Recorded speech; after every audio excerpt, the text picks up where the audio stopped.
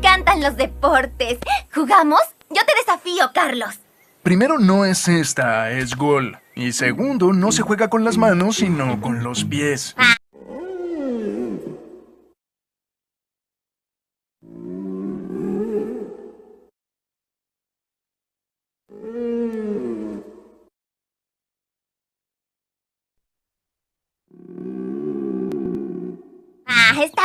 Está bien con los pies.